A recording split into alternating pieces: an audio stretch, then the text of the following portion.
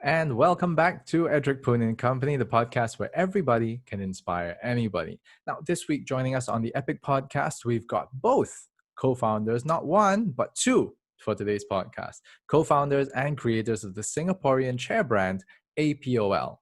We're going to be talking about APOL's history, starting out a furniture business in this industry and expanding into the gaming segments and what it takes to make it all work. If you haven't already subscribed, click the subscribe button during the intro video right now.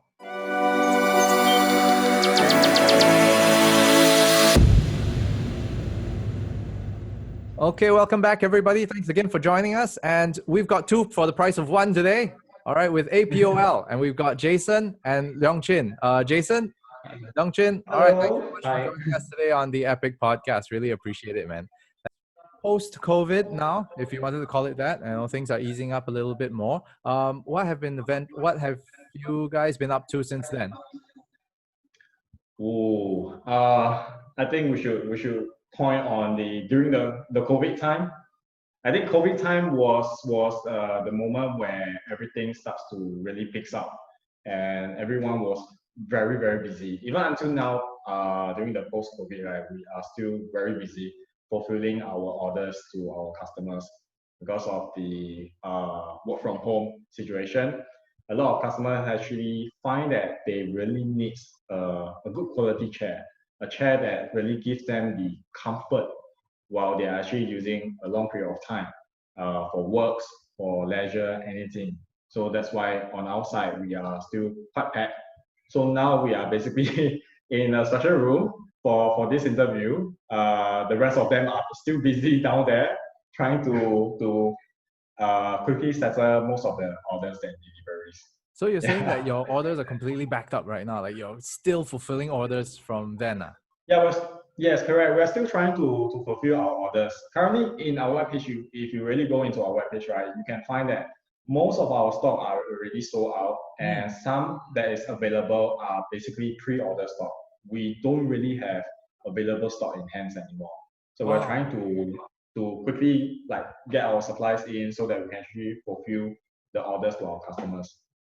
Well, that's amazing. I mean, with the COVID time, I remember the last time we were speaking, you were completely just full out. You were completely out of stock. You were doing deliveries yourself, you know? Yes. Tell me about that time. I mean, you guys are entrepreneurs. You're hustling, and every day you're putting in the hours. So people do think that being a boss, right, is all glamorous and there's money in it and all that, but they don't know how you get your hands dirty. Do tell us a little bit more about how basically you got yourself elbow deep in this whole thing. It's more like, I mean, to be honest, as a startup, when we do a startup, everything has to be done on our own because we need to know the basics. We need to actually fulfill and understand how the customers actually prefer. So a lot of feedbacks we wanted to know in hand, on site. So in terms of doing the marketing, we have to start learning it ourselves, fixing up the chair, understand the problem, how to solve the chair problem, doing delivery so that we actually know in terms of the convenience side or the issue that we're facing in terms of time, in terms of the bring out to the chairs directly to our customer, what are the things and problems that we eventually will face. Then we have to come back to office and we have to go through the discussion box and to put out the points of improvement. So there is a lot of raw things that you have to piece it up, and you have to start building up the structure, the base, all this. It's very, how should I say, time consuming, handy, but in terms of rewarding by knowledge on this, right, it is definitely, I can say, it's something that is really worth our time to really spend on. Because as you receive the customer's feedback, the reviews that they really put for you, it's really to the bottom of their heart. And this is the satisfaction that what we want to provide our customers in terms of the service and comfort. That's great to hear, man. And how many chairs did you guys push out in the last 2 months? We actually as in we released a few containers. Yes. So what happened because of this pandemic, right? So what we plan for the future actually being brought forward. Jason mentioned earlier. So sort of like we are working very closely at the moment with our manufacturers and all the various partners that we have, trying to like meet the demand because apparently we kind of a bit like can't keep up. So yeah, for the past like couple of months, things are okay for us. We push out a few containers which we sort of like didn't expect at the beginning of the year. So there's something that we are looking forward to, and at the same time, that comes as some like good problems because of this as well. Because previously we are sort of like didn't prepare for it, and then when this whole thing strikes, right, we sort of like want to fulfill the customer demand, and after that we need to build a system. And there's a lot of like collective things that are going on right now at the back end to really plan, for the next stage of growth as well. Your Kraken chairs are completely sold out. Now, how did that even happen? How should I say it? I think it's more like towards the direction in the past that what we did in the exhibition show. Remember, it's more like when we talk to the customer, a lot of feedbacks was being reviewed in terms of the issue that they have, similar to what I have in the past. So the Kraken was actually one of the best design that is suitable to most common people that has a similar back problem in terms of something to help to support, and in terms of the ergonomic is the most effective, we should say. As more customers came in to actually test our chair, they found out that, hey, this chair is actually better than what we assume or what we have seen in the description online.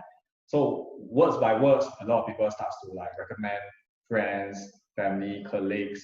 Then bit by bit, more and more people starts to ask about Kraken. And when pandemic comes in, this becomes a boom, and our Kraken immediately just go wipe out.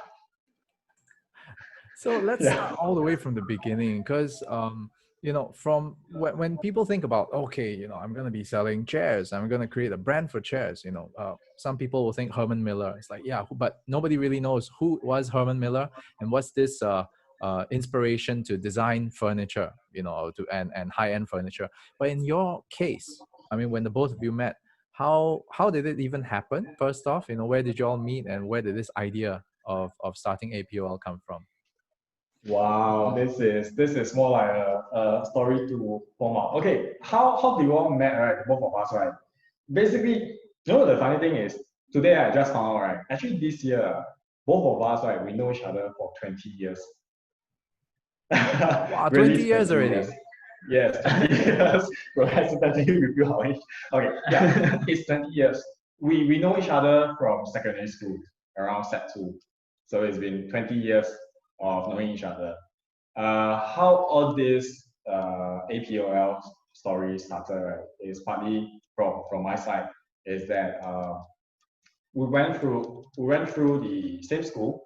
We went through IT, and we serve our national service. Then we go back to IT, high tech. Then we go to diploma. After diploma, we graduate. We each go to our own business career.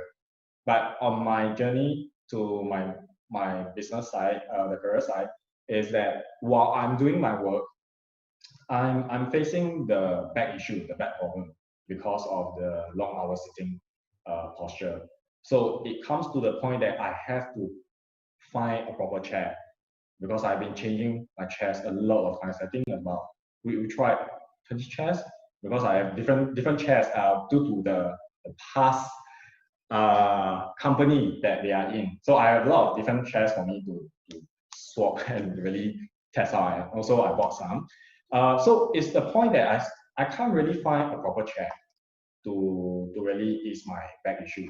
So there was this thinking that, oh, maybe I should look in some bigger brands. But when I look into a bigger brands, like, as you say, Herman Miller or competitors brand, is that the price range was kind of the range that you are uncertain whether is it worth for your money to actually spend onto it. Will you actually, in the end, when you buy this chair, by later, the end of the day, you find that it's not suitable and you have a big hole in your pocket burn just for the chair that you're purchasing. So it has this issue that the problem is that the market that we know in Singapore is that a a lot of brands are, or so-called Singapore, are actually more concerned towards the branding. So everyone looks into the brand. But the brands that we know are quite pricey. Then I was like thinking, okay, here comes the entrepreneurial spirit that kicks in. Okay, this is because the course that we learn in school is engineering with business, which is allowing us to learn about the fundamental of the startup. Same as Joven Tan. Yes. Yes, we're the same course. Yeah. So basically, we get the fundamental in our subconscious where we see an issue, it becomes an opportunity with a business concept. So I find that this is a interesting part where it can become a business opportunity. But also, in meanwhile, before I even enter, I actually went to online to do some like cheap purchase. Where during that couple of years back, it was a very hot platform like EasyBuy, where you can actually source from China. We buy the chair. So I buy the chair within the budget that I prefer, which I think that is suitable. But when I use it for a couple of months, right, the thing is, you do not know what's the quality that you're receiving. So in fact, by a few months later, the chair, basically the leg is dented. So it becomes that the quality is being compromised. And with the price that you're paying, which I think that it's not really worth the money to be spent. How much did So you it pay tells at me, that point in time? I think together with shipment, it was about 100 plus towards 200. Okay. So it's something that I think, okay, maybe we test out something in terms of this. Buy and use, I don't think it's worth it. So this comes a very strong push that I was like saying, hey, why not? Let's look into this business. I was telling myself, why not? Let's start something. So in terms of that period of time, I was like basically going deep into finding a solution for this, and in terms of finding an opportunity, a business to do. So I was like looking into different brands, but before that, I was also looking into like team, because to me, if I want to start a business, it was something like I would prefer I have a team to work together. So during that time, Leong Chin was basically working as a property agent. So it is this part where I have to convince him to leave his property agent or so-called the property license aside and to jump into uncertainty. Uncertain situation where this is unknown, because when you do a startup, you will not know where you're going to land to. So this is the part where I told him, but before he is being convinced by me, right? In the past, after our graduation, we did some of the little e-commerce business. Like we're trying to sell a bit of like small things, trying to see what are the trends, interests. So we can actually practice our understanding in terms of the business. What we learn in school, we try to build up a little small e-commerce business. But it is not very successful. So by the end of the day, each of us actually just do our own job, back to our normal life. And because of this chair, I came back to him and I tell him that I tried and I see there is this strong potential inside. And I felt like we should really go towards this direction.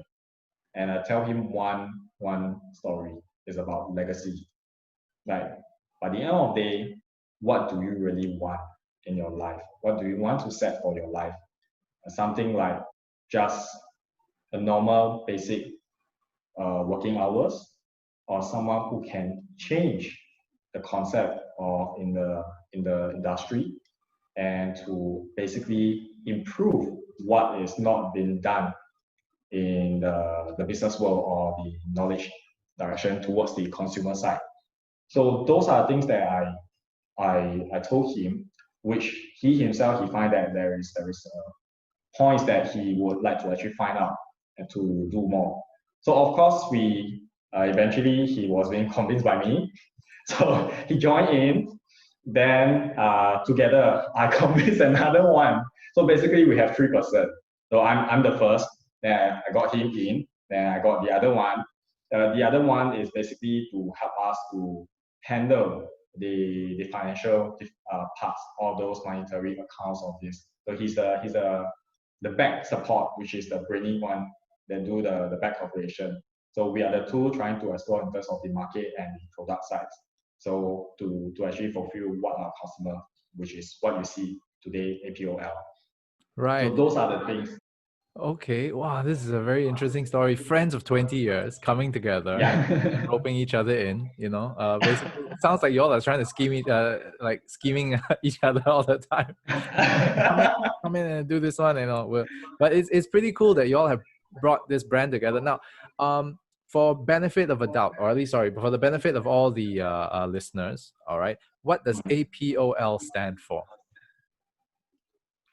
APL stands for a piece of lifestyle in the full length of the name. Yeah, so from the very beginning, right, we sort of like want to set a different direction, like from the typical or traditional like gaming chair, a label there's going to have if we're going to launch this product. So that's a very initial stage that why we launched APOL instead of some like fanciful names or some like gaming kind of name. So that's the direction that we set in the beginning. So yeah, so that's a lifestyle. So that want to involve our lifestyle right around the main product, which is a chair. So yeah, that's how we got the name of the piece of lifestyle. Ah, I see. So that's how it came about. Then when you Yeah. first started it out, right? Like, I mean, Jason, you were mentioning earlier on that you roped in Leong Chin, and then you had one more person coming in. Did you all have to sit down and go, okay, look, for us to start this out, we got to travel overseas. We need to find manufacturers. We need to find distribution channels. What was it that you started out with first? That initial discussion, if you could remember. So the first stage when I gathered the team, the first thing that we had we didn't go through a very in-depth towards the plans that we're going to set. It's more like we were actually started off with the intention of giving the choice to the customer. So we actually found different types of chair in terms of different designs. Then from there, we basically do the understanding in terms of the customer's direct feedback, in terms of the types of chair that they prefer. Then we do the so-called product selection towards what we really want before we really enter into the so-called APOL branding. So only the part where we understand that the market and the consumer's preference, right? Then we start going in by in. We place the orders with the manufacturers we found during online. Then, of course, as we slowly grow, we find that there's a necessary for our communication to be closer. So we flew down to China to meet up with the manufacturers to talk furthermore into the details of our branding and the types of chair that we really prefer that is more beneficial. So that's the plan. So if you ask in the start, did we really do out the so-called full scale planning? No, we really didn't. Because a lot of things that what later we found is that no matter how you have prepared yourself, those are the directions that is only for us. We only think on our side. But we do not know what is the customer's preference. So it's only as we communicate with the customers, as we get more involvement with the consumers, then we know. So it started to mold out the whole shape of APOL. Right. And what was the initial capital investment or capital injection that maybe did you all have to do it personally or take a bank loan to just get it started? We didn't took any bank loan. We put in some of our own personal savings. Then later I managed to get an investor to pump in the money in after we have shown a certain result. And basically the interesting part, the investor is basically my boss when I was doing my career. Yeah. Interesting. So that's how it all started. Interesting that you have all these connections. I mean, just and you weren't afraid to go to your boss to get the investment, or at least your former boss to get the investment. Yes. So it's because because the career that I was in before I started APOL is that I was working in this investment company. So basically, they are doing investment. So they look in terms of investing to companies, investing to bonds, shares, and properties, buying properties.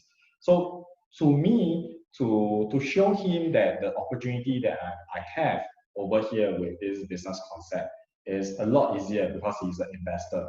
Of course, the things that he wants to see is the result that we have, which we really have.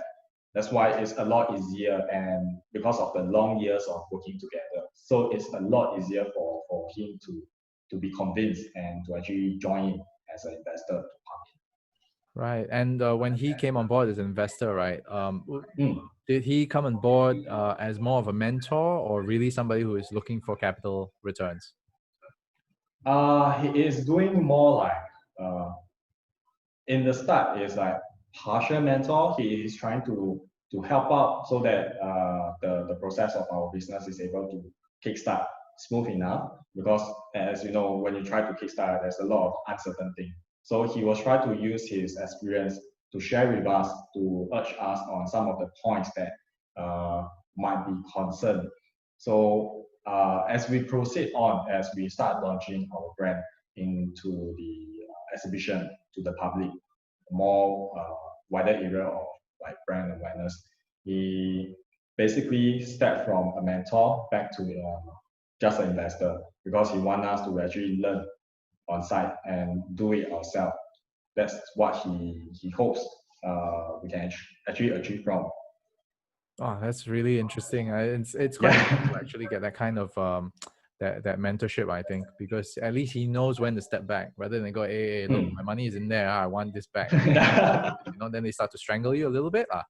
Um, so, another thing I wanted to also find out from the start, when you first had your vision of what APOL was going to be and you started your business, how different has it become now that you're elbow deep in the whole thing? Okay, so what's the big difference? I should say is somewhat still similar, because our kickstart was ideally is to solve the difference in terms of the comfort, in terms of the range that consumers normally will face. So those are things we started off like in the same direction until now is actually still the same. Of course, if you ask me in the future, will it be the same? We won't be able to tell you what is going to be, but most probably it will still be the same direction because our aim was to provide the consumers the comfort of the seat. So there's never been a need to change the direction or at least make tweaks to say that, okay, look, maybe this market is more suitable than the other, but you've been sticking to your guns and going, we can do this. Yes. Oh, fantastic. This is really good to hear because many a times, especially times like these, there are quite a number of people who are jumping ship or trying to find ways just to make things work, but it's great to hear that, a local brand like yours is really pushing forward and sticking to the plan. I think that's an amazing thing, Now, when you've analyzed the current market, right, and the competitors, moving on with this, where do you find your place? I mean, it's very interesting to hear a startup like what you mentioned. There are many of big boys, many are also local brands and competitors. But how do you determine and say that this is my place? I'm cementing it right now. I think at the start, in the very beginning, kind of struggled a little bit on this area. But as we go into deeper into the business, kind of understand the customer pain points. And in general, we find that there's a gap in the market in terms of the price you pay and compared to the value of being created. So what we're going to do over here is basically to have let's say if you pay a certain amount of money, then you're going to have 10x the value you're going to get. So that has been the direction for us. So for us, what we can say is what we're trying to do is to build a complement of product around the main product. So the main product will be, the chair.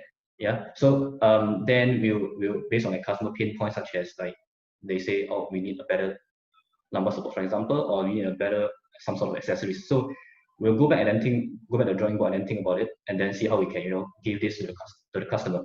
So yeah, so what we feel that the market in general has just been selling chair by itself. So it didn't really complement what are the other sitting experience that they can have in additional to the chair, which is the main product. So moving forward, we will have like, in fact, now we have like premium pillow, footrest, and things like that to complement as an ecosystem sort of on the main product. So I think that this is something that we can look into because most of our competitors, right, still have this like just a chair only model kind of. Yeah, I completely understand what you mean. I mean, a lot of the time, right, we're thinking that, okay, the chair looks nice, or, you know, it should be comfortable, you know, but you're looking in the market right now, ergonomic chairs can range between, you know, $150. There are some, like what you've mentioned, right? You bought from Easy Buy, Jason, about the time. There still are, right? All the way to your $1,200, where you can actually pick it up from certain retail stores. They've got it there. So the main difference right now is you're looking at quality, value, and of course a good price point, you know, of what it is. And when you tell this to your customers, right, how do you convey that belief to them? I think that it depends on the I mean, there's a group of customers that actually came down to a show and test chairs. There's a group of them whereby they test. They are savvy customers, so they themselves like, do their own like study and sort of like research. So they go around like testing other brands as well. So end of the day, they sit on like I mean all the brands and they have come to a certain conclusion why they want to buy a certain brand. So for us, it's always going to the in terms of like value, in terms of like what are the pain points that we can solve. It's not so much of like, you know, you get a certain brand or a certain chair, then this is what you're going to pay for. So how we address the customer is always through like what are the benefits of sitting on the chair and what are the things that you can, you know, get from us, and then it will help you resolve whatever problem you have in terms of like this sitting related problems. I I actually noticed on your website, right, you've got something like a partnership with Scoot, or were they one of your clients? How does that work? That's a client. That's Oh, they're a client, proper is it? client. Yeah. So what happened back then was they have a shift in office in one of the Changi terminal. Yeah. So they approached us on the chair. So we worked together, and then sort of like we sell them the chairs. Yeah. Oh, for a moment there, I thought all of a sudden, right, our flights are going to be having No. We hope that probably the like all of a directors of sudden Scoot you guys are like CAAS approved for security. we hope the directors will see this podcast and probably they can consider that. Well, it could be. It's a good idea, right? I mean, hey, look, who was it? I think recently in the market you saw, right? OSIM is partnering another Yes. brand with a Yes, massage Predator. chair. Yeah, Yes, the massage. Yes. yeah, correct. So, but they again, their positioning is about being a gaming chair, whereas APOL is really about for those who are working in the office, those who are working from home, and I think those who in general, right, just want a more comfortable chair. Would that be right to say? Yep. Yes. Basically, it's what we call it a lifestyle chair. Lifestyle chair. So that would be a segment by itself, I think. Yes. And earlier on, right, I'm not sure whether or not this is something that you'll be able to divulge, but what are really your plans for the future? As it is, you said that you won't be able to say, but I'm sure that you've already got an inkling to, like, would you be going into maybe, let's say, for example, other forms of office chairs, or are you going into other forms of lifestyle furniture? Is that in the pipeline? I think we are pretty much very focused still on the main product chair itself because at the moment, from what we see, right, we are still scratching the surface. There are still a lot of things that we can do in terms of like, you know, just the Singapore market itself. Then after that, we can go to overseas markets, and then the product itself. We are always looking for like ways to how to improve it in terms of quality, comfort, and you know how to make the chair a better chair in a sense. So we're still pretty young. So I think at the end of the day, that is our focus. We should still be on the main product itself until, you know, I don't know when, but that should be at least for the coming plans. That yeah, we're still growing basically. So, okay, enough about business per se lah. But I mean, I would really like to find out about the both of you as entrepreneurs. That in itself is really what this whole podcast is about. We do want to talk to as many entrepreneurs as we can, as many business professionals as we can, to find out what inspires them and really what gets under their skin, like what gets them drive, or at least what gives them the drive and what keeps them driven. So on your end, let's say, Leong Chin, let's why don't you take this one? Throughout this entire journey, right? What has been the lowest point as an entrepreneur, and what was it, and what did you have to do to bounce back? That's quite a few low point. I mean, in the beginning was like when sales are not good, for example, that's one of the main concern, right? Because sales is oxygen of like many businesses, or in fact all businesses, right? So in the beginning, when we first launched the chairs, then and sales is not good is something that we really think through. Is it a product problem? Is it a marketing problem? Is it our problem? We kind of like think of where is the problem. Yeah, but so that was back then where you have this doubt in yourself that something went wrong. But at the end of the day, we have to push through because we learned a lot through this journey, and then really the journey taught us a lot of things. So in terms of like how you want to market, how is your business model, all this literally as you progress will come to play, and then you sort of like learning through the journey. So to me, I think in general, when sales are bad, I'm pretty sad in the beginning. And what were you all came from schools of business, in that sense, right? You learned, you studied business. What were the lessons that they couldn't teach you in school that you learned through the school of hard knocks? That's That the world I of feel that business is not fair and everybody treats you like shit. I feel that could be. I think that we can learn things like a lot faster in essence, because okay, this just to share what I think about the education system. So I mean, not to discredit anyone.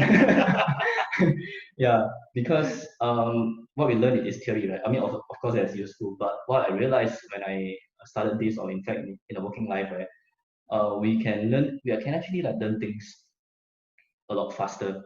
So because in school normally you learn a bunch of things, and then you use only a few.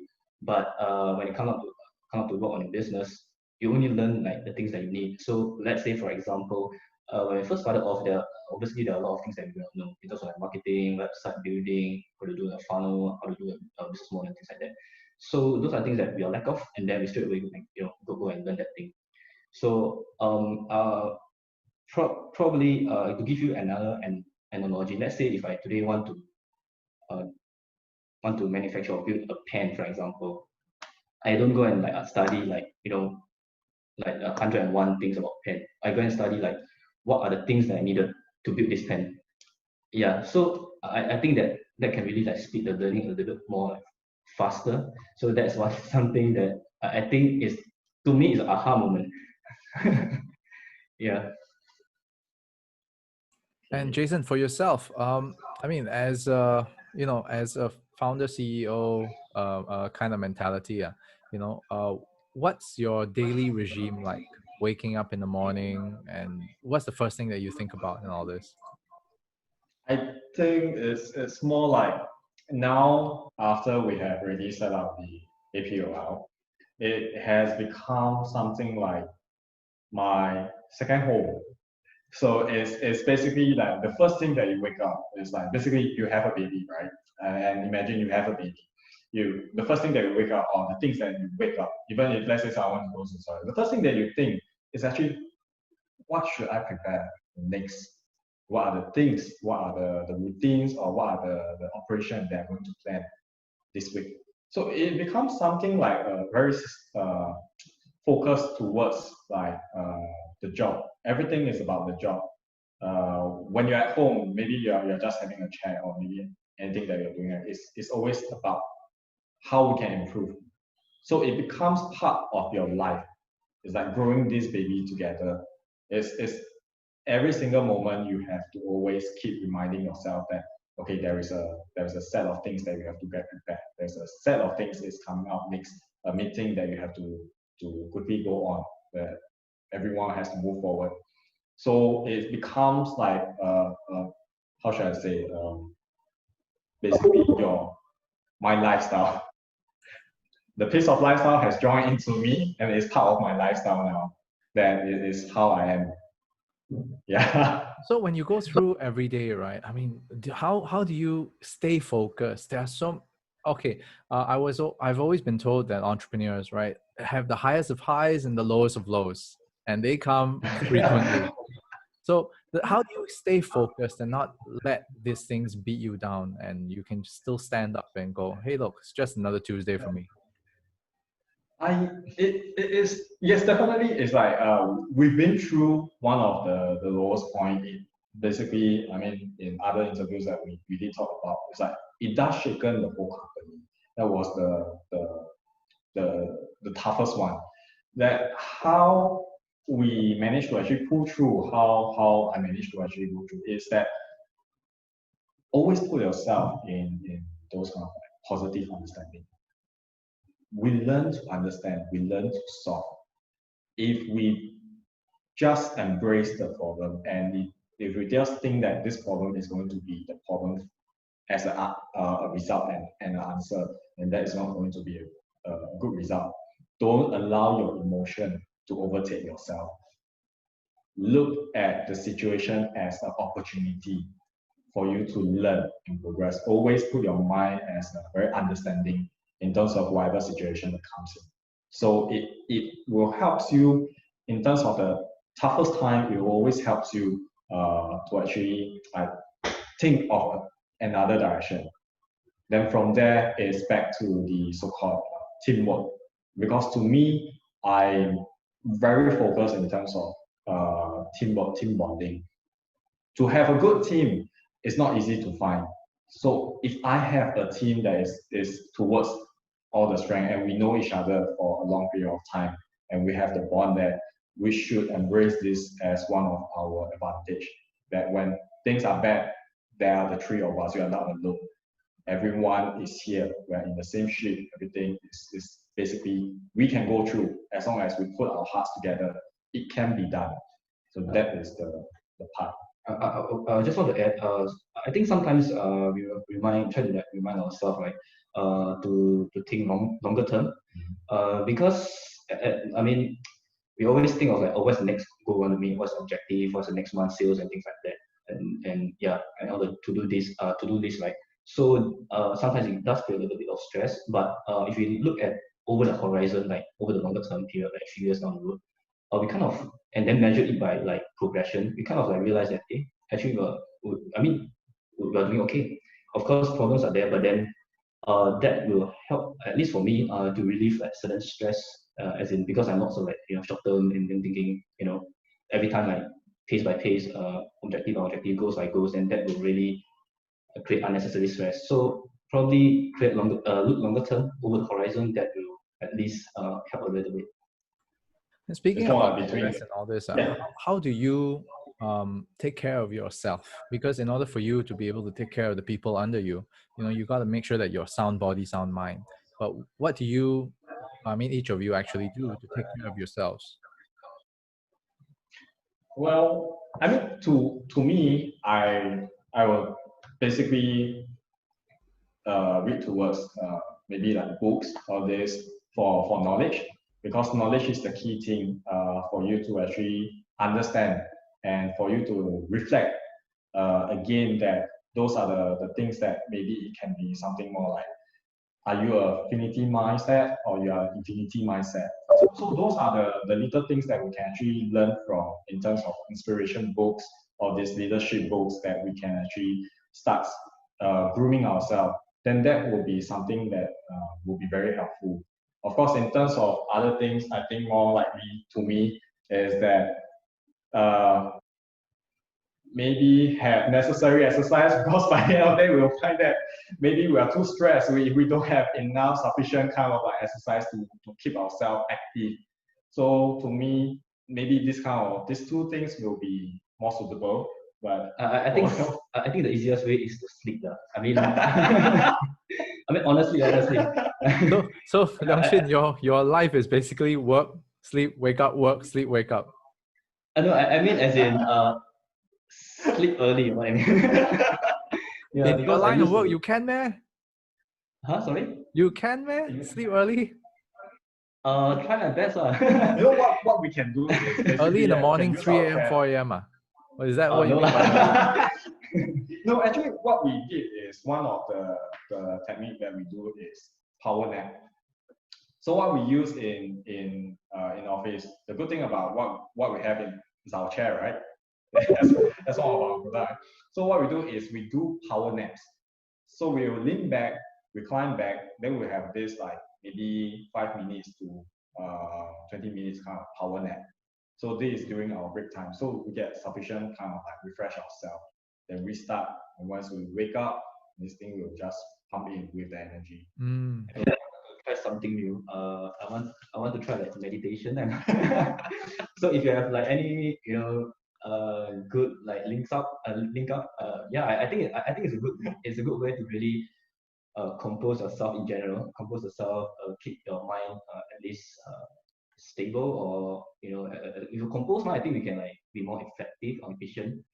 Yeah, so I think that helps. It's something that I've not tried before. I think I read it recently, but yeah, maybe I'll try someday. True. I think it's really useful. There are actually some companies, right, who actually do, like, for example, yoga sessions, right? During, like, say, 15 to 20-minute yoga sessions. The Japanese have been doing their whole pep talks in the morning kind of thing. And they also do the power naps as well. I forgot there's a specific timing that they actually allocate. And what they actually say is that you drink your coffee first and then go and take your power nap so that the caffeine kicks in. And when you wake up, you're just like, okay, I'm ready to go.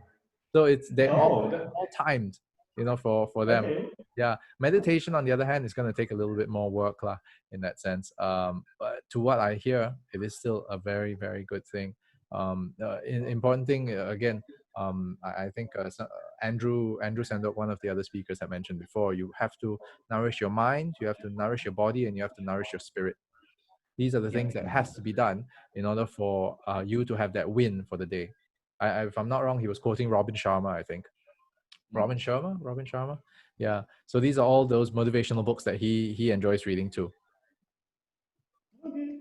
Yeah. I think we should That's try a good that. tip. Yeah. Yeah, definitely. I mean, this is what it's all about. It's all about sharing information, and we all learn from each other. There's no I realized that when I first started out this whole thing, right, I was thinking, oh, is there a silver bullet I can find that everybody can follow, and it becomes that winning formula? No, there's no such thing.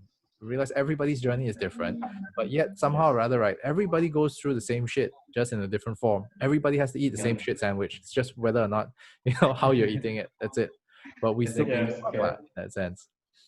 So Correct. on your end, right, when the both of you come together, I've been interviewing single business owners most of the time.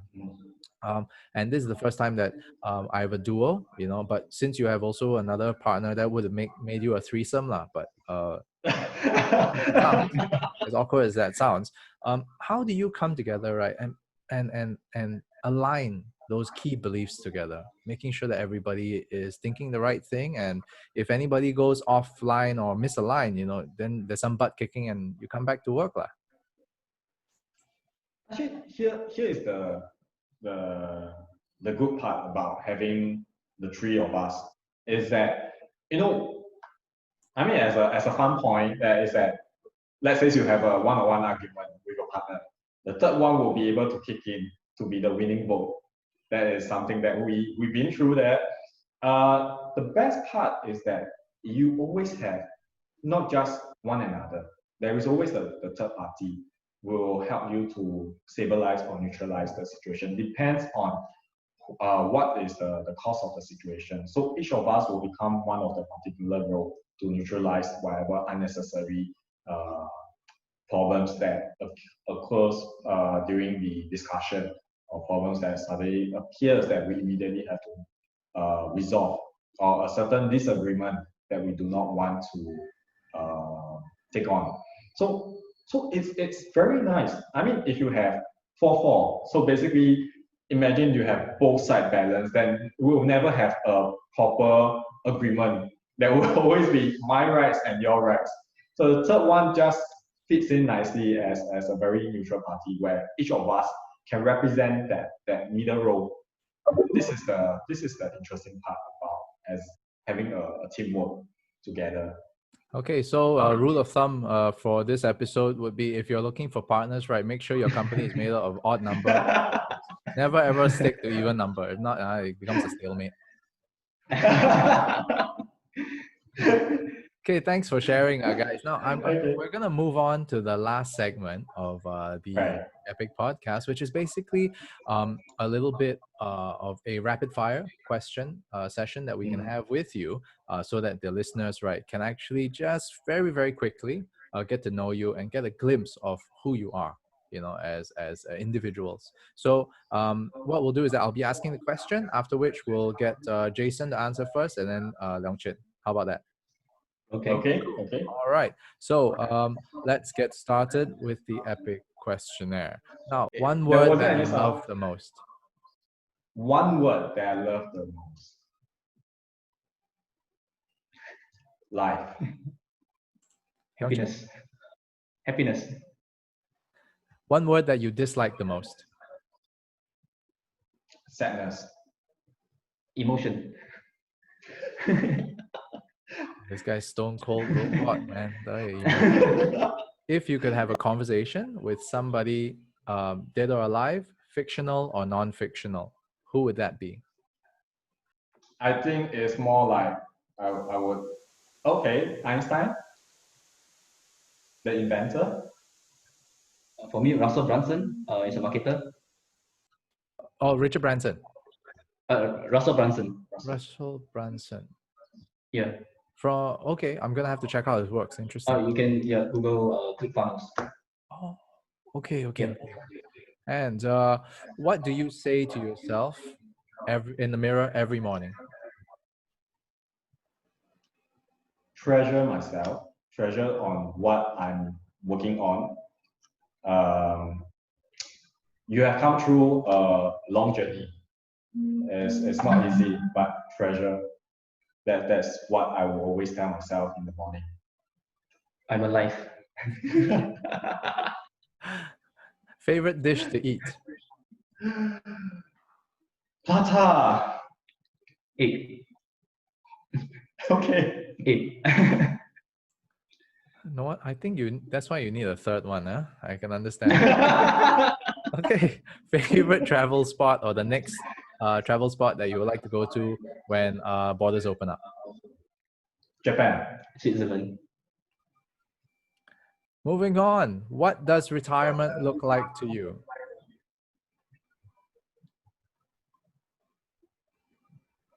I don't feel like retiring.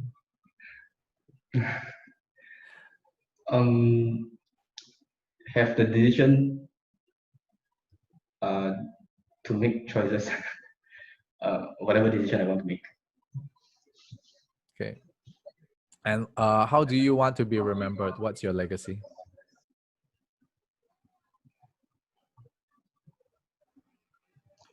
The one who managed to overcome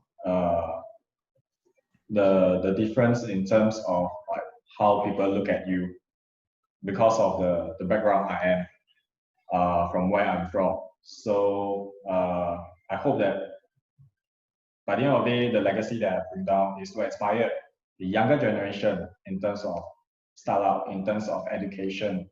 There is always this hope, as I'm from ITE. So people may talk that from ITE, your journey will be not as successful as whatever who has went through a higher education. That is what I want. A person of value. Yeah, as in because actually during our work, right, I sort of like enjoy because we have like interns in a company, so I sort of like enjoy guiding them and seeing them grow. So there's a form of satisfaction. So I hope that at the end of the day, right, I could like provide value in terms of like my knowledge or whatever I could provide to the people around me. So at least they remember like how I helped them in the past. So yeah, a personal value. All right, and that wraps up the EPIC podcast for this week. Thank you, gentlemen, for your Thank you. wonderful, wonderful session. Thanks so much. And if you watched all the way to the end, thank you very much. And please check out APOL. Go to their website, check out the chip. If you are keen, pre-order. And I hope that you'll get it soon because they're backed up. Okay. So in the meantime, all right, from the EPIC podcast, I'm Edric. All right. We'll see you next week. Bye. Bye.